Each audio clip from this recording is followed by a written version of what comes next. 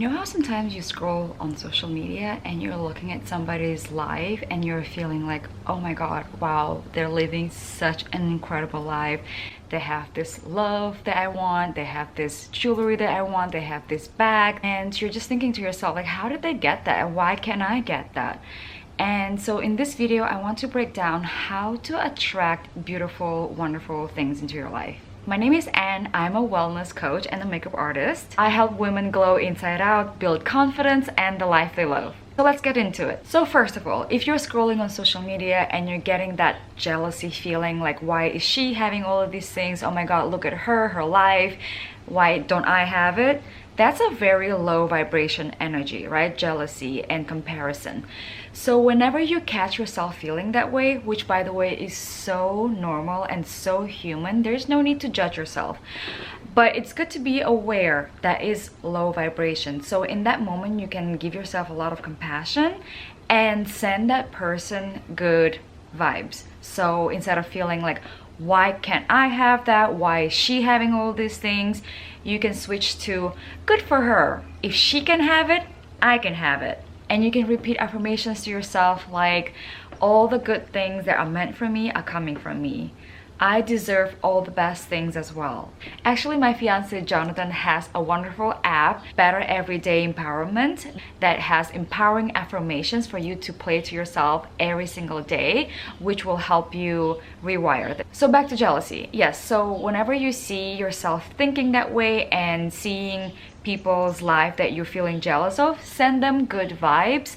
And also, that's good data, because then ask yourself, what is this telling me about myself? What it is that in their life that I am wanting, right? Because ultimately jealousy is pointing you in the direction of something that you really want. For example, if you're seeing an influencer or maybe a friend posting a beautiful picture of her on vacation with her partner, right? What is it about that you want? Is it a loving partner? Is it the vacation? Is it being in Europe, or is it being in Bali? Is it like a partner that is X, Y, and Z? So write down, what is this telling you? Where is this pointing you? And then see what actions you need to take to get yourself there. So use this as information. Number 2, whenever you're thinking, oh, why can't I get this? Oh, my life is so boring. Oh, my husband is so ABC, right? Let go of complaining. Complaining, again, is very low vibration. Instead, find things in your life that you can be appreciative of. So maybe your husband is not like the guy on social media, right? And by the way, social media is not real. We already know this. And we tend to compare our daily life, our daily mundane life, to somebody else's highlight reel. Maybe your husband is doing something that the other person's husband is not doing. Find things that you appreciate about your life. Find things that you appreciate about your loved ones. That ultimately will help you feel good, will help you attract more beautiful, wonderful things into your life. Gratitude and feeling good are the key, the most important things to attracting all the wonderful things that you ever desire. If you're listening to this and wondering, I don't know if this is true. So let's say you're a customer and you're going into a store, whatever store it is that you can think of. In scenario number 1, a sales associate is thinking to themselves, this is not the person who's going to purchase. They're having a lot of attitude. They're not feeling grateful for you walking in. You're just another customer, and maybe you're just looking around and not buying, right? But imagine, so that's their vibe. That's what they're thinking. So how is that going to reflect in your experience? They are probably not going to take that good care of you. They're going to have maybe a little snarky attitude, and they're not going to go out of their way, right? And then in scenario number 2, this person is so grateful that you are a wonderful client, that you step into the store. They are here to serve you, and they're having a really good energy. They are interacting with you, caring for you. Doesn't matter if you buy or not, they're just grateful that you are here, and they're showing you every product. Like, they are so grateful to be in the store, to sell these items, to help you find beautiful items that hopefully will make your life better. Which sales associate are you more likely to buy from? The one who didn't even think that you were gonna buy anyways, or the second one who was just grateful for you, who was just grateful to be there? Another example, let's say you're going on a date. The first scenario is the guy who's just like whatever, going with emotion, picking up another chick. You're just a number. People have told him that dating is, you know, a game of numbers, so he's going through the motion. And then another guy who's so grateful that you are here, so grateful for your presence, and is just so present with you. Therefore, who are you more likely want to see again? Right? So that's why really having good energy, feeling good, and feeling grateful for everything in your life is such a powerful little secret for you to attract more wonderful things that you desire in your life, which is very closely related to my next point. Monitor your thoughts. Be aware of your thoughts. When you wake up, do you say, thank you, universe, for another beautiful day? This is going to be a beautiful, wonderful, magical day. Or do you wake up and feeling like, oh, I don't want to go to work. I don't want to do this. Oh, is it really already time to wake up? And it's okay to feel those things. It's okay to have those thoughts. We all do. For me, when I wake up, sometimes I do start with negative thoughts. I'm not gonna line. But then I consciously choose better thoughts. If I notice thinking, oh, I don't feel well today. I woke up feeling tired. I didn't get enough sleep. I change it to, I feel so blessed to have another beautiful day. Thank you, universe, for another day. And then maybe when I go downstairs, I can find reasons to complain. We always will find reasons to complain, right? Instead, I train my mind to find things to be grateful for. I'm so grateful my man made lemon water for me. I'm so grateful it's quiet right now and I can journal, instead of, oh, why is there such a mess around the house? Why am I feeling this way? You know, we will always find things to feel grateful for, and we will also always find things to complain about. It is in our power to choose things to focus on. So that's how you can more or less control your thoughts. I am still not a master of this. I'm still learning, but you can always choose a better feeling thought. Especially be very aware of I am statements. What do you usually say after I am? For example, is it, oh, I'm dumb. Oh, I'm so fat. I'm so whatever. Don't ever say those things. And I'm saying this with so much love, because I am are such powerful words. Whatever you say after the statement I am is what you will continue bringing into your reality. So if you notice yourself saying I am fat, how easy do you think it is to continue working out, continue eating healthy, continue taking care of yourself if you're still thinking I am fat, I am ugly? But imagine you're thinking I'm empowered, I love how I look, I'm learning to love how I look, I'm looking better and better every day, I'm so strong. That is just making it so much easier to go work out, to go take care of yourself, to be consistent with your health routine. So be very, very aware of what you say. My little weakness is I sometimes think like, oh, people don't like me, I'm unlovable, I'm unworthy, which I know so many of you can relate to. I'm not enough and I'm unworthy is like the deepest core wound of most people that I know. You can switch to is I am worthy of love. I am capable of love. I am capable of a healthy relationship. I do believe in myself. I am confident. And I know in the beginning it's going to sound so silly. It's going to feel very silly. But as you practice thinking those thoughts and saying those affirmations, and most importantly, feeling those feelings. How does it feel to feel confident? How does it feel to feel lean and strong and powerful? Eventually it will get easier and easier, and you will believe in the things that you're wanting to believe. What is a limited belief anyway? Like I'm fat, I'm ugly, I'm not enough. Those are just thoughts that you've said to yourself, over and over again. And I know sometimes you didn't say that to yourself to begin with. Somebody else said it to you and you believed it.